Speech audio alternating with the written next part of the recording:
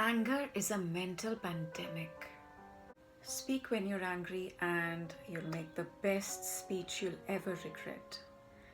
Anger is a sign that something needs to change, and so it's only wise to direct your anger towards problems and not people, to focus your energies on answers and not excuses. We're all doing our best, but you've got to start reconciling with the anger inside of you. Everyone's pain and grief manifests in a different way. Some lie, some bottle up, and some lash out in a terrifying rage. But that doesn't make it okay for you to attack someone. Don't let your pain cause you more grief than it has already. I know it's sometimes difficult to lie about things to yourself and others, then tell the truth and let the wound open. But escaping is not a solution, it's a temporary fix.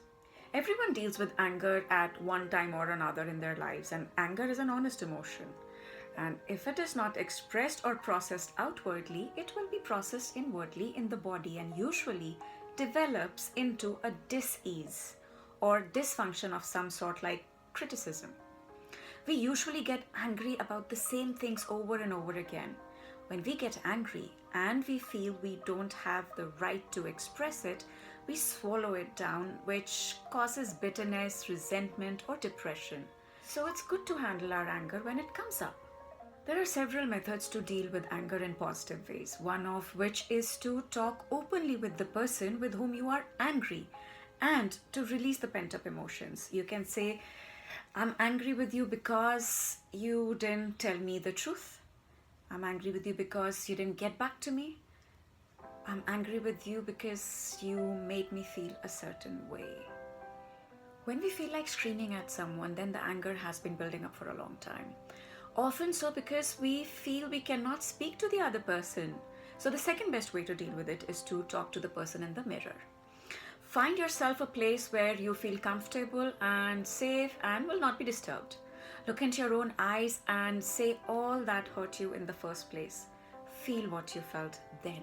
And show the anger you feel and get all your feelings out. And if that's not enough, take some pillows and hit them, or twist a towel and to let it out physically, basically.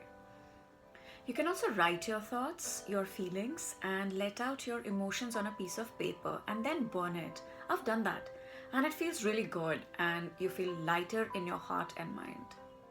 Psychologically speaking, there are 3 ways to address it, and one of which is to delay the response. Our brain tends to produce 2 kinds of responses. The first one, obviously, being the reaction response or the instantaneous response, which comes from the right side of the brain, but it's not a logical or a rational response, which comes actually in the heat of the moment.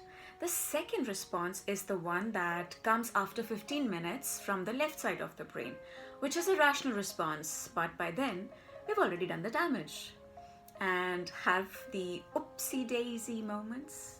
Second option is to anticipate the situation.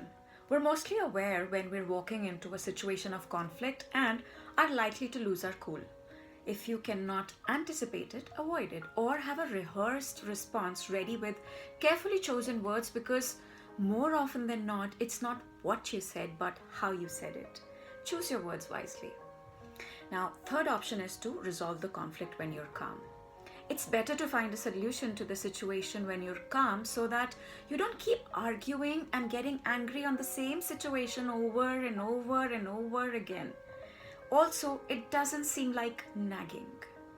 Try whichever method rocks your boat, but don't let anger take its natural course. You've already kept your feelings bottled up for too long. There's no need to feel any guilt or shame, but we've been unknowingly operating from our childhood fear or trauma or bad experiences that happened in the past but still affect our current reality. We all must learn to listen to our inner child, our inner self, so that we can understand, acknowledge, and address the underlying root cause of most of our problems that are always running as undercurrents waiting for triggers to explode. Feel your feelings, understand your feelings, and then heal your feelings. And let all that heavy, invisible baggage go. Remember, our feelings are thoughts in actions. They serve a purpose, and when you let them go and cut them loose in your mind and your body, you allow space inside for other more positive experiences. Make room for the good in your life because a heart filled with anger has no room for love. Just like you cannot see your reflection in boiling water, similarly, you cannot see the truth in a state of anger. And if you're patient in 1 minute of anger, you'll escape 100 days of sorrow and regret. There's so much anger in the whole world. It's the cause of almost all international crises, family breakups, and the list just goes on. Anger is not something that just happens. We have choices. It's the people thinking angry thoughts and then acting on those thoughts. There's a saying, you're not punished for your anger, you're punished by your anger. Your anger is something that you live with, and when you use it on somebody else or abuse someone else with that anger and act upon it, you are carrying around the seeds of your own destruction and the destruction of others. Anger doesn't solve anything, it builds nothing, but it can destroy everything. Anger is a mental pandemic. We've been given intelligence which is beyond the instincts of other animals and beings. Let's make use of this gift and not abuse it. Where there is anger, there's always pain underneath. Where there's pain, there's hurt. Where there's hurt, there's something that needs to be addressed and healed. Heal. If you don't heal from what hurt you, you'll bleed on people who didn't cut you.